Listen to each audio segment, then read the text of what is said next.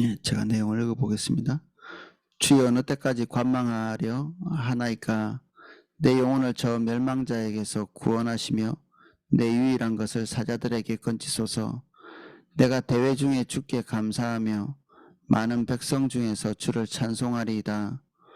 부당하게 나의 원수된 자가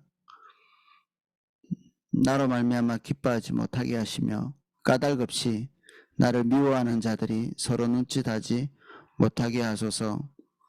무릇 그들은 화평을 말하지 아니하고 오히려 평안히 땅에 사는 자들을 거짓말로 모략하며, 또 그들이 나를 향하여 입을 크게 벌리고 하하 우리가 목격하였다 하나이다. 여호와여, 주께서 이를 보셨사오니 잠잠하지 마옵소서. 주여 나를 멀리하지 마옵소서. 나의 하나님 나의 주여, 떨치고 깨셔서 나를 공판하시며 나의 송사를 다스리소서. 여호와 나의 하나님이여, 나의 공의대로 나를 판단하사 그들이 나로 말미암아 기뻐하지 못하게 하소서. 그들이 마음속으로 이르기를 아하 소원을 성취하였다 하지 못하게 하시며 우리가 그를 삼켰다 말하지 못하게 하소서. 나의 재난을 기뻐하는 자들이 함께 부끄러워 낭패를 당하게 하시며 나를 향하여 스스로 뽐내는 자들이 수치와 욕을 당하게 하소서. 나의 의를 즐거워하는 자들이 기꺼이 노래 부르고 즐거워하게 하시며 나의 종의 평안함을 기뻐하시는 여호와는 위대하시다 하는 말을 그들이 항상 말하게 하소서. 나의 혀가 주의 의를 말하며 종일토록 주를 찬송하리이다. 아멘.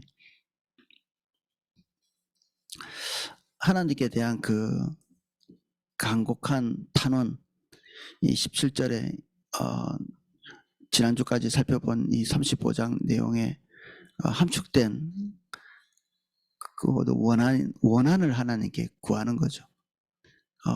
부당한 대우를 받고 있는 자신의 처지에 대해서 하나님께 탄원하는, 이게 험악한 말이 나오고 있음에도 불구하고 다행스러운 것은 이 험악한 말이 사람에게 향하고 있는 것이 아니라 하나님께 향하고 있고, 또 하나님의 그 공의로운 잣대에 비추어서 나를 판정해달라, 판단해달라, 이런 거죠.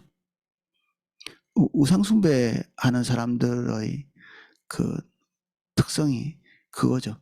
도덕성을 가리지 않는다는 겁니다. 도덕성.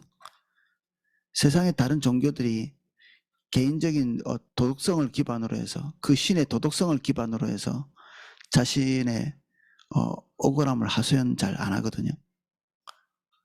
그 하나님이 어떤 분이신가? 무조건 내 편에 들어서 내가 원하는 대로 해주시는 신이죠. 그것을 위해서 신을 설득하고, 그리고 신에게 뇌물을 바치고, 기묘하게도 그들의 신은 뇌물을 받는 신입니다. 공의를 생각하지 않고 우리의 소원을 들어주는 그런 존재, 뇌물을 받는 거죠. 상대방과 나 사이에 옳고 그름과 상관없이 내 편 들어주는 신. 사람들이 무당 좋아하죠. 내 편 들어주니까. 그게 돈 주고 사실은 거기서 나의 지지를 끌어내는 거죠. 가서 돈을 많이 주면 내 지지를 더 많이 끌어낼 수 있는, 도덕성과 상관없이, 윤리와 상관없이. 그들의 신은 공의로움 자체가 존재하지 않기 때문에 공의가 필요로 하지 않죠. 중국 사람들이 가지고 있는 그 윤리라는 것을 이렇게 좀 보면 이 복수에 대한 그 집요함들이 있습니다. 우리 뭐 와신상담이니 이렇게 그 굉장히 이렇게 어려운 지경에 본인이 처했는데 그것을 다 극복해내고 상대방을 복수에 성공하는. 근데 이게 우리가 지금 이게 보고 있는 이 하나님께 대한 탄원과 굉장히 거리가 있는 부분이 있습니다. 이건 복수에 성공하는 그런 게 아니라 하나님의 공의로운 재판정에서 그 하나님의 공의에 따라서 상대방과 나 사이에서 해결해 달라는 얘기거든요. 복수는 도덕성과 별로 상관이 없죠. 윤리와 상관이 없습니다. 공의로운 기준이라는 게 없습니다. 복수 자체가 공의죠. 복수 자체가. 이런 가치관을 가지고 있으면 범사에 그런 행동을 합니다. 지금 이 시편 35편은 공적 기도에 해당되는 부분이거든요. 개인의 경험에서부터 나왔겠지만 이것이 지금 백성들 앞에서 공개적인 자리에서 지금 기도하고 있는 이 기도문입니다. 그래서 이런 기초적인 윤리가 공동체 전체의 기초를 정하는 거죠. 그래서 그런 보복을 염두에 항상 두고 있는 가치관이 이제 있다면 그 유교가 그런 부분이 있거든요. 그러니까 이 상대방 국가와 같이 관계를 맺을 때 뭔가 자기 뜻에 맞지 않고 자기 편에 서지 않으면 반드시 집요하게 보복을 하고야 마는, 우리 주변 국가하고 같이 이렇게 관계를 맺을 때 우리나라가 상대방이 어떤 부분에 대해서 우리나라와 이견을 보인다. 그러면 우리가 반드시 그게 상응하는 보복을 하죠. 힘이 없어서 못할 뿐이지. 북한이 뭔가를 쐈다. 우리도 쏘죠. 우리도. 이 유치한 짓이기도 한데 한면에서는. 그리고 이런 유치한 짓을 할 때 우리가 속 시원해하죠. 아이고 우리도 했구나. 우리도 뭔가를 보여줬어. 중국도 예전에 사드 이거 가지고 오니까 그 사드 자리 비켜준 어떤 기업을 완전히 그냥 씨를 마를 정도로 이렇게 국가 안에서 내쫓다시피 이렇게 하는. 지금 우리가 읽고 있는 하나님께 대한 탄원은 적에 대한 보복에 초점이 맞춰져 있지 않습니다. 그와 대립해서 우리 속이 시원하다 이런 얘기를 하고 싶어가지고 하는 얘기가 아니고, 하나님 그분의 공의로우심이 오늘 나에게 계속해서 작동해 주기를, 그분의 공의로움이 역사해 주시기를, 그리고 나의 지금 형편에 대한 탄원, 거기에 이 상대방이 끼어 있는 거죠. 공의롭지 못한, 완전히 공의롭지 못한.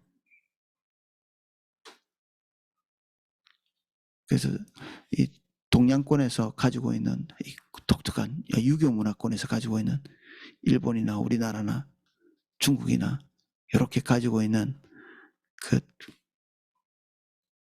보복에 대한 개념과 많이 다른 것입니다.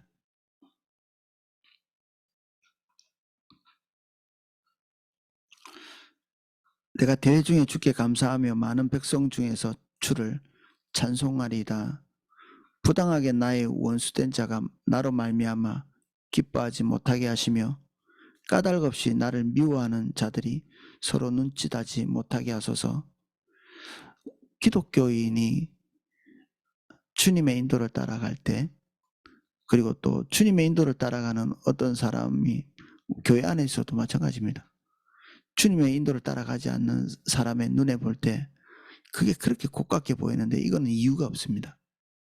예수님께서 말씀하시기를, 예수님 본인이 세상을 향해서 미움을 받는다. 세상을 통해서. 그러니까 너희들이 미움받는 것에 대해서 이상하게 생각하지 말라고 경고랄까 당부하고 계시죠. 우리가 미움받는 게 우리 자신의 성찰 이건 가지고 당연히 해야 되겠지만 이런 거 가지고 해결이 되지 않습니다. 착한 일을 조금 많이 해가지고 그 비난을 해결 안 받을 수가 없거든요. 어떤 결정을 하든지 어떤 생각을 하고 있든지 우리가 결정하는 결정의 근간이 그들과는 판이하게 다르기 때문에 비난을 받을 수밖에 없죠. 물론 부도덕한 행동을 해서 비난받을 필요는 없죠. 그렇게 해서는 안 되고.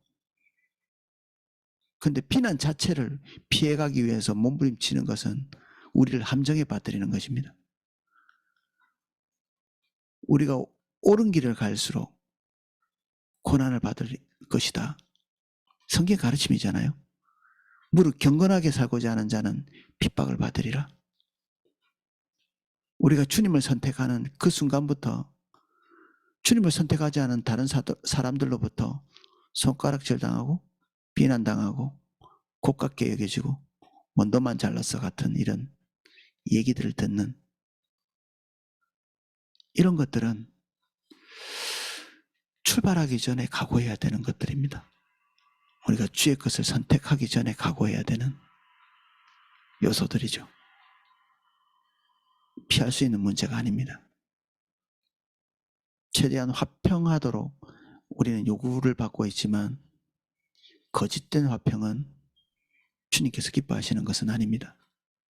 거짓된 화평이라는 것은 옳지 않음에도 불구하고 상대방에게 맞춰져서 평화 자체가 목적인, 그럼 주님 떠나게 되어 있습니다. 화평을 추구하는 것이 옳지만 화평 자체가 우리의 삶의 목적이 되면 하나님의 공의로운 것들은 다 내팽개치게 되거든요.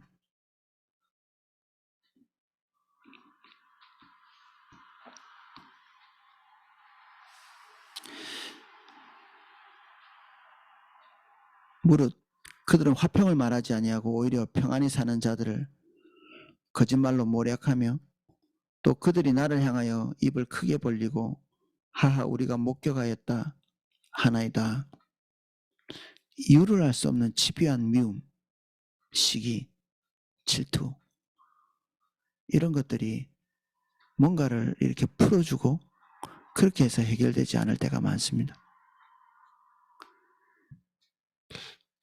그래서 여기서 영적인 세계에 어떤 원인을 찾는 거죠. 그들 뒤에 있는 어둠의 세력들, 사실 그들이 자유로 뭔가를 판단한다고 생각하겠지만 그 자유와 함께 그 뒤에는 어둠이 도사리고 있는 거죠. 나중에 그 판단, 그 악함에서 빠져나올 때 그들은 소름 끼치게 깜짝 놀라는 그런 일이 있을 겁니다.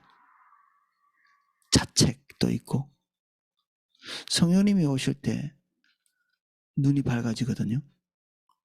그래서 베드로가 이스라엘 백성들에게 설교할 때 그들이 예수님을 죽이기로 선동당해서 그 군중 심리에 의해서 막 예수님을 십자가에 못 박아라 이렇게 하는 그런 행동에 대해서 베드로가 이게 고발을 하잖아요. 그때 그들의 마음이 찔렸다 이렇게 돼 있죠. 그제서야 자기들이 무슨 짓을 했는지 이렇게 밝혀지는 거죠. 그 전에 그들의 행동에 대해서 비판할 수 있는 힘 자체가 없고 그것을 자책할 수 있는 능력 자체가 없는, 그래서 자기 자신의 부도덕함에 대해서 인식하거나 그리고 영적인 것에 대해서 주목을 하거나 이런 사람들은 자유로워했다기보다는 성령님께서 지금 그들과 함께하고 계시다는 사인으로 우리가 이해해도 되는 거죠. 무방합니다. 그래서 그들을 주목해 볼 필요가 있겠죠. 우리가.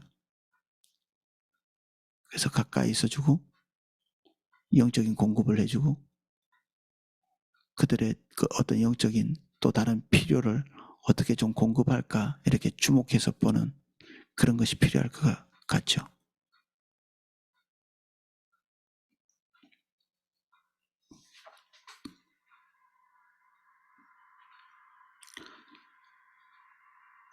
우리가 수평적으로 이렇게 이해하면 복수가 너무 그립죠. 복수가 목마른. 이런 억울한 상황에 들어가면 되갚아주고 싶은 우리가 어렸을 때부터 6.25로부터 배운 것, 그리고 문화로부터 배운 것, 또는 주변의 사람들로부터 배운 것입니다. 그리고 안 배워도 우리 악한 성정 자체가 2배, 3배 보복하는 것이 우리의 성정이죠. 오죽하면 하나님께서 눈에는 눈, 이에는 이, 우리의 불타오르는 이 복수의 감정들을 하나님께서 제어할 수 없다는 것도 알고 계셔서 복수의 선을 그으시죠. 선을. 눈에는 눈, 거기까지만. 이에는 이, 거기까지만. 거기까지만.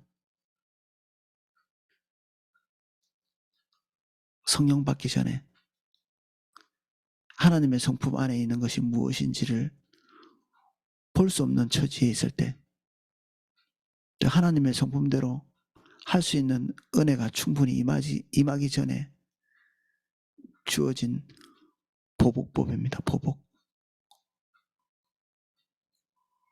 보복할 수 없는, 보복하지 못하면 견디지 못하는 우리에게 상한 선을 긋고 있는 거죠. 그래, 억울한 거 아는데 이 선까지는 넘어가지 마라. 이 선까지는. 이게 동일보복법의 의미이죠. 하나님의 뜻은 눈에는 눈, 이에는 이가 아니라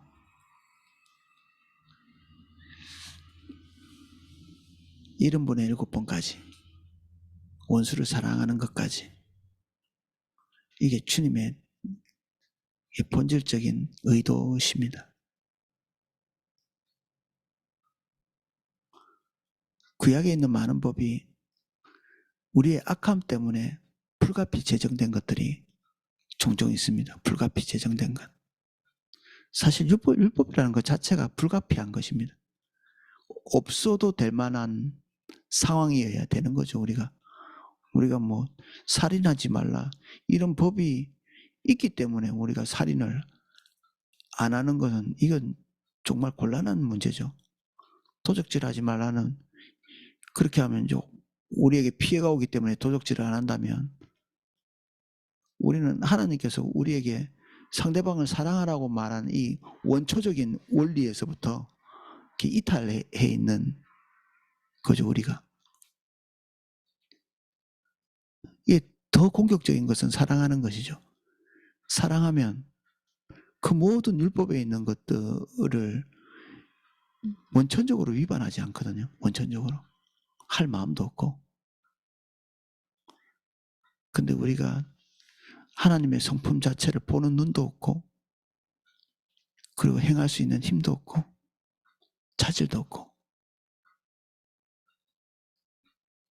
그리고 그것을 위반하고 나서도 우리가 위반한 줄을 알지 못하는, 그게 정당한 것처럼 여겨지는, 복수를 해놓고 이게 사람들을 그걸 떠받들죠. 와, 대단한 사람이야. 반드시 복수에 성공하고 말았군. 뭐 이런 것들.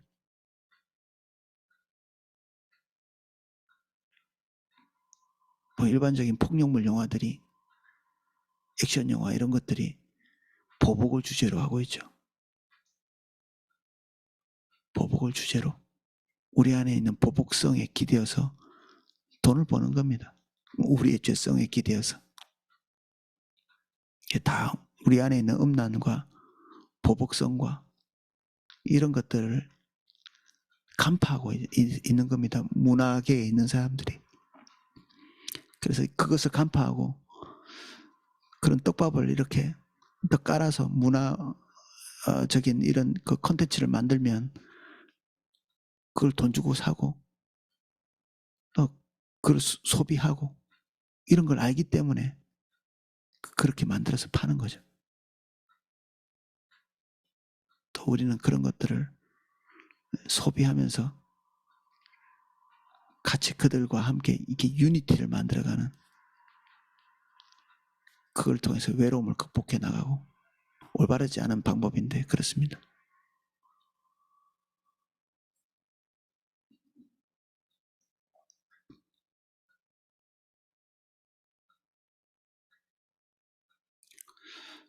여호와의 주께서 이를 보셨사오니 잠잠하지 마옵소서.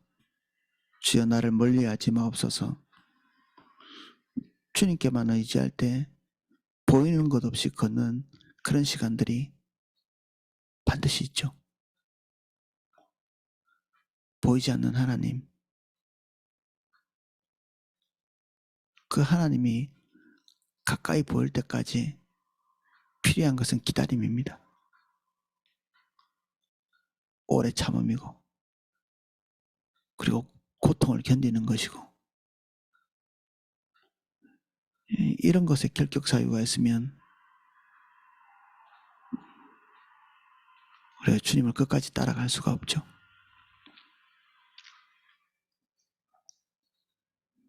나의 하나님 나의 주여 떨치고 깨셔서 나를 판단하시며 나의 송사를 다스리소서. 이게 신인 동영론 뭐 이렇게 부르는 건데, 하나님이 졸지도 않고 잠도 안 자시죠. 하나님은. 근데 마치 사람처럼 행동하는 그런 표현을 쓰고 있습니다. 그가 보기에 그렇다는 얘기입니다. 이 시편 기자가 보기에 자기의 다급한 만큼 빨리 움직이지 아니하시는 것처럼 느껴지는 것이죠. 하나님의 계획을 우리가 충분히 다 알지 못하기 때문에 그렇게 느낄 수 있고, 주님께서 그 시간을 우리에게 주시는 거죠. 메마른 시간, 억울한 시간, 풀리지 않는 시간. 그것을 통해서 저번 시간에도 같이 나누었지만 우리 안에 있는 부도덕함, 그리고 원수와 똑같은 성향을 가지고 있는 우리 안에 있는 그 악의 본질적인 부분들을 다루시는 것입니다.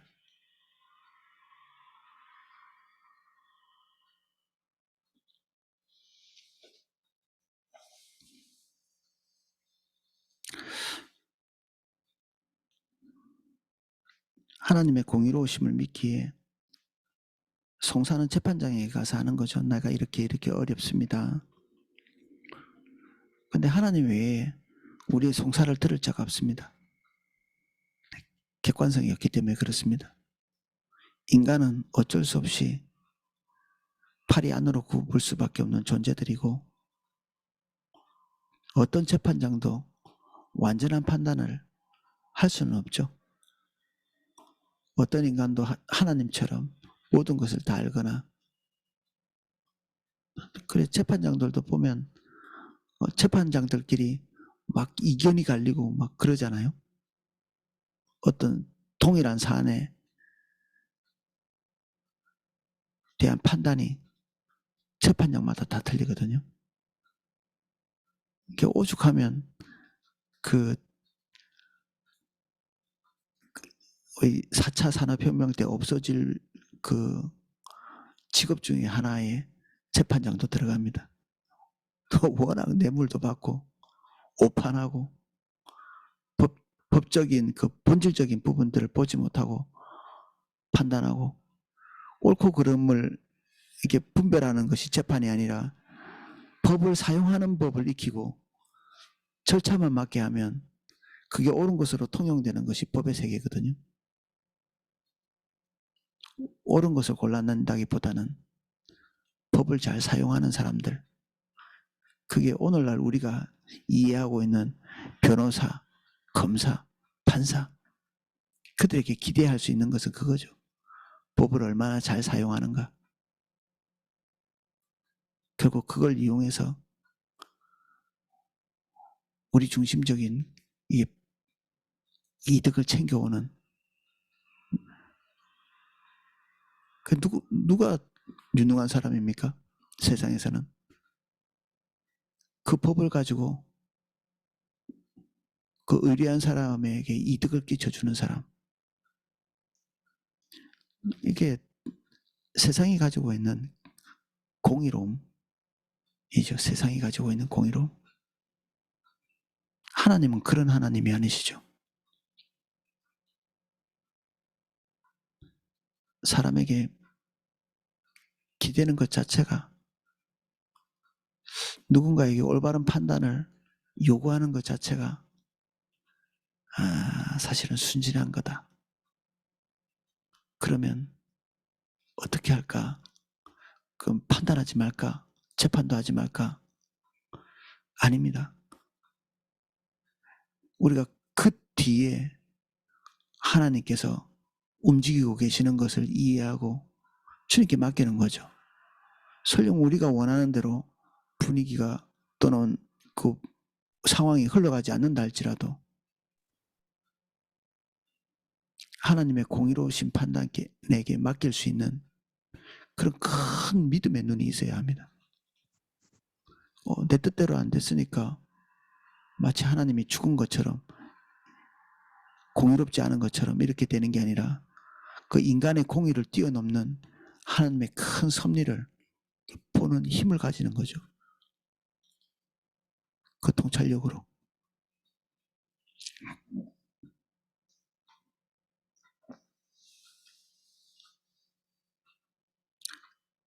그들이 마음속으로 이르기를 아하 소원을 성취하였다 하지 못하게 하시며 우리가 그들을 삼켰다 말하지 못하게 하소서.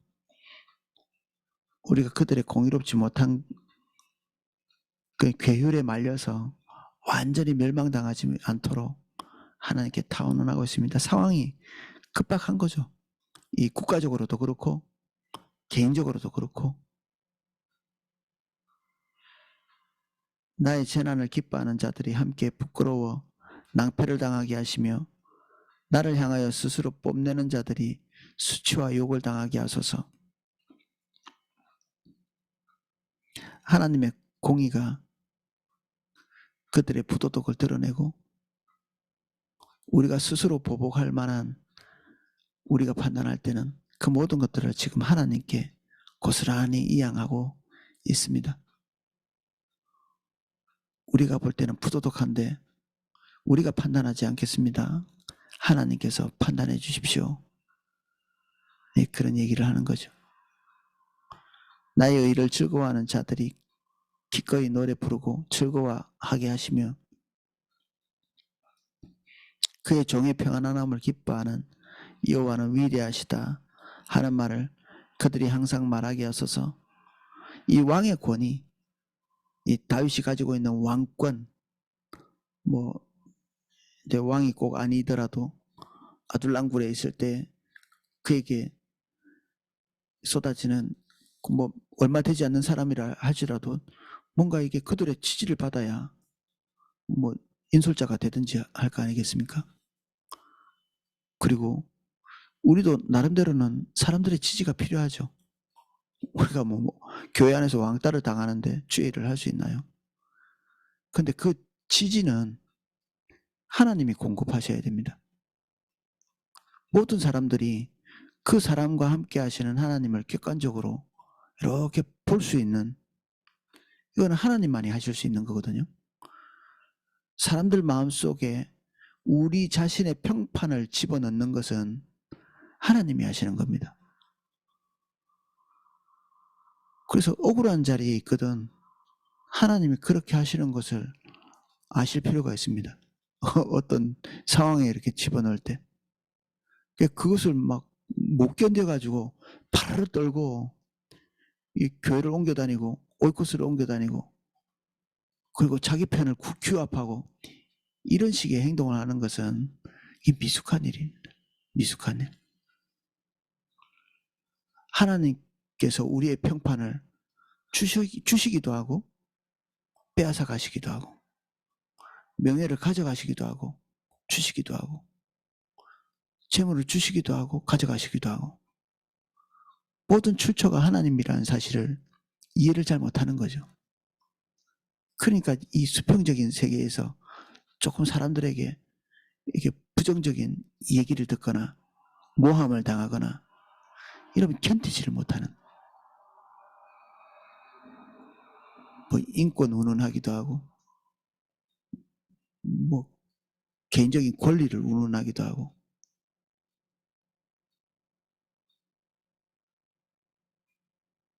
주님을 모르는 또 그런 거 할 때 막 이렇게 성경 구절도 막 갖다 대면서 막 자기 억울함을 하소연하기도 하고 창피한 줄도 모르고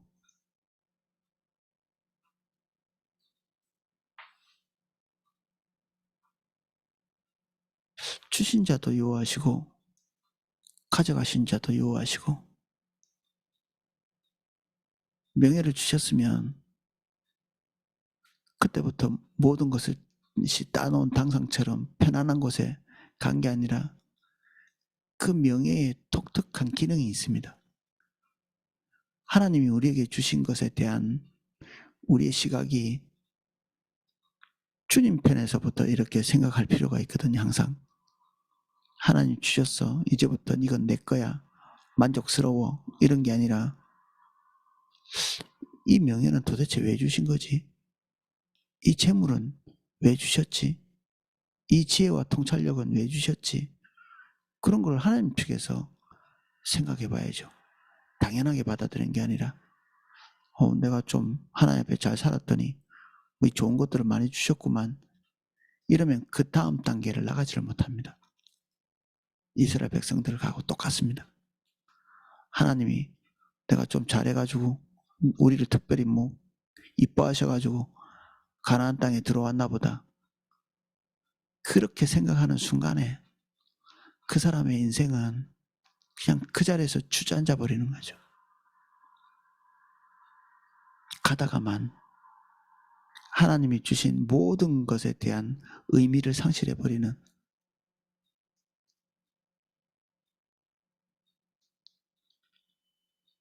나름대로 간헐적으로 은혜는 경험할지 모르겠는데 동행이라고 할 만한 것은 별로 없는 사람들, 동행, 주님께 맡기고 발걸음을 한 발 한 발 옮겨보지 못한, 교회에서 이마트 홈플러스 가서 영적인 것을 사서 먹고 마시고 소비하듯이 교회 와서 내 마음의 위로나 받고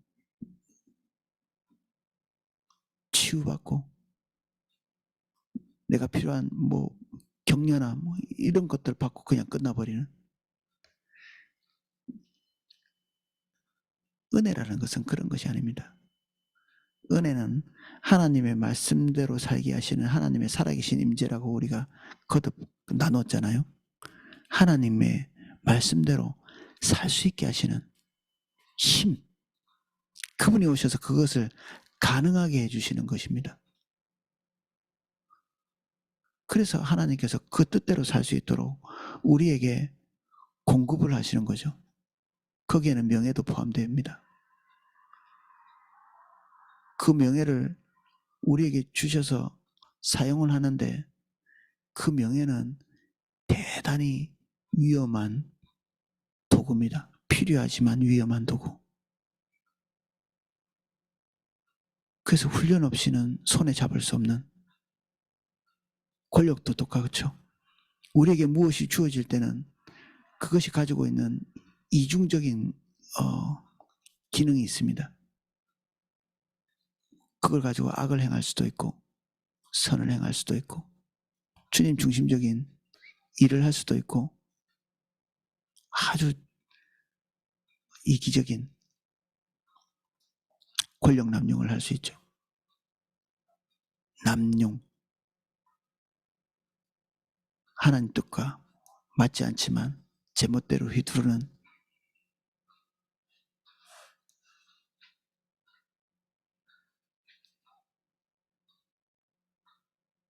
그래서 불합리가 무엇인지를 배울 필요가 있습니다. 불합리의 쓴맛을 우리가 볼 필요가 있습니다. 억울함을 느껴볼 시간이 필요합니다. 그래야 우리가 다른 사람을 억울하게 하지 않고 불합리하지 않으려고 애를 쓰게 되고, 인간은 다른 사람을 이해할 수 없게 되어 있습니다. 원래 자기도 자기 자신을 모르는데 누가 하나님께서 어떤 처지에서 스스로 당해보기 전까지는 다른 사람을 이해할 수 있는 지식 자체가 없습니다. 그래서 하나님 뜻대로 살지 않는 자가 악인인데, 악인은 다른 사람의 마음을 헤아릴 수 있는 힘 자체가 없습니다. 그래서 죄책감 같은 게 없죠.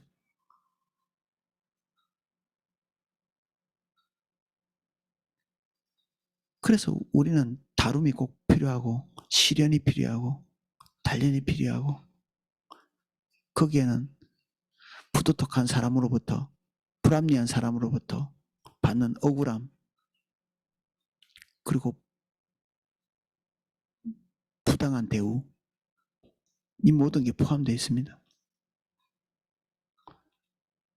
사람들이 여러분들을 향해서 수군거리고 손가락질 하거든. 고스란히 다 받으십시오. 그냥 고스란히. 그거 못 받아가지고 그리스도인이 될 수가 없습니다. 명목상 그리스도인은 될 수 있겠죠. 명목상. 하나님의 사람은 절대 못 됩니다. 그걸 이겨내지 못하고 주님의 인도를 따라서 어떻게 가겠다고? 그 주님의 인도를 따라서 가는 길에 사람들의 질시와 손가락질, 이해하지 못하고 비난하는 비난 다 있을 텐데 어떻게 주님의 인도를 따라가겠습니까? 말뿐이지. 무술하는 사람들이 그럽니다. 꽃주먹이라고, 꽃주먹. 이 주먹을 단련해가지고 저걸 이렇게 물리치려고 이렇게 하는데 폼만 멋진, 아무도 타격을 입힐 수 없는, 그냥 폼만 멋지고 실전에 나가면 그냥 아무도 이길 수 없는, 우리가 뭐 성경 지식은 좀 있고 뭔가 이렇게 종교적인 것은 갖추어져 있는 것 같은데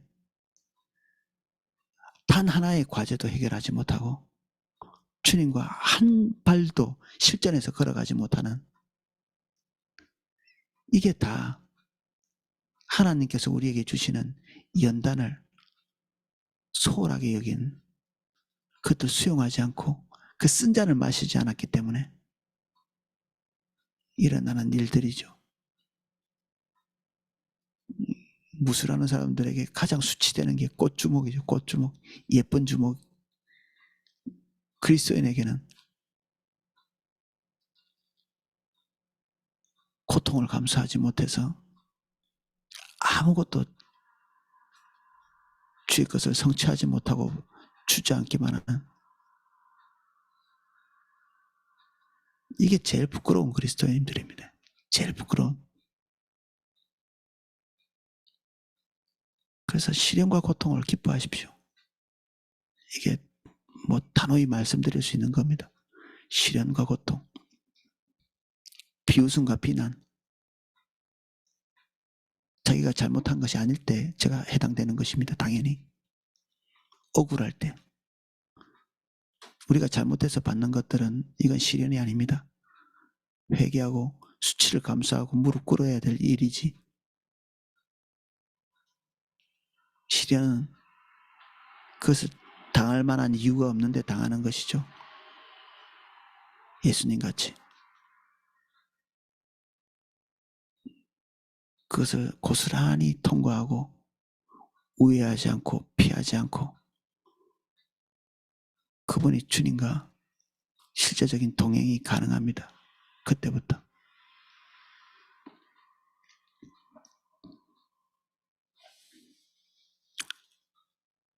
하나님의 권위는 흉내낸다고 되는 것은 아니고요. 목사 땄다는 얘기를 목사 따가지고 해결되는 것이 아닙니다. 신학교 간다고 해결되지도 않고요. 권위는 주님이 우리의 삶에 오셔서 행하시는 그 열매가 권위가 됩니다. 이것은 사람들이 그냥 자원해서 권위를 입혀주는 것입니다. 나의 혀가 주의 의를 말하며 종일토록 주를 찬송하리이다. 제일 마지막에 남는 것은 주님과의 1:1 관계 안에서 주님께 감사하고 주님을 높이고 하는 것들이죠.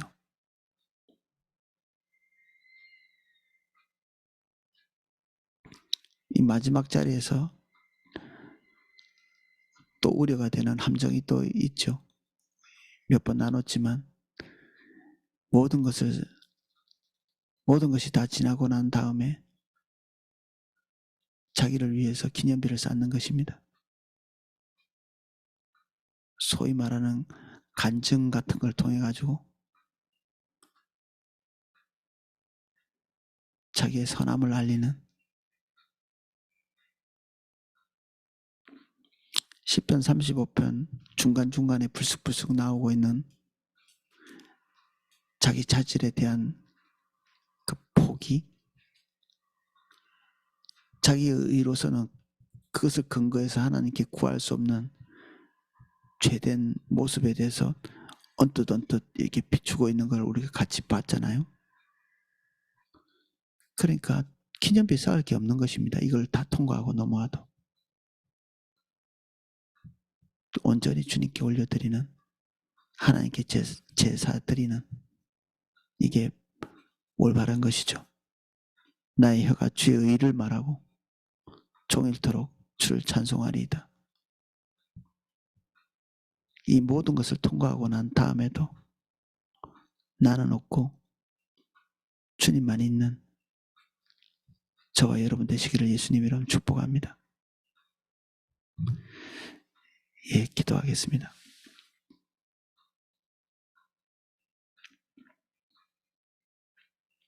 믿음이 이긴다는 그 찬양이 있습니다.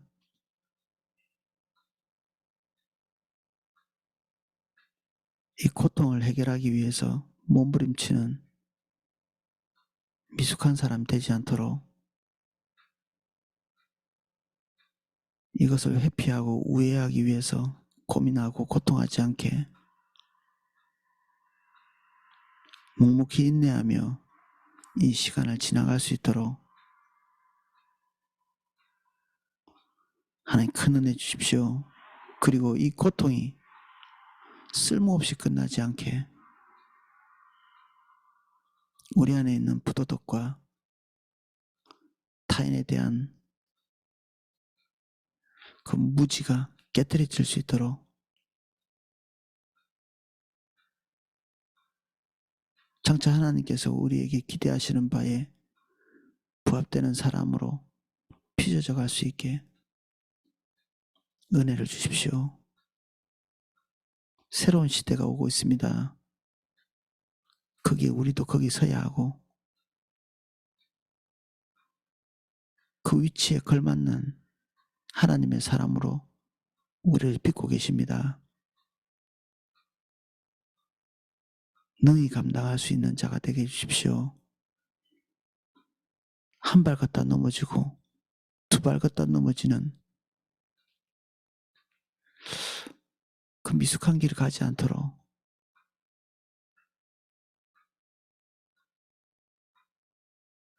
우리가 새로 일어나기를 원합니다. 굳센 마음, 큰 은혜를 기름 부어 주십시오. 예수님 이름으로 기도합니다. 아멘.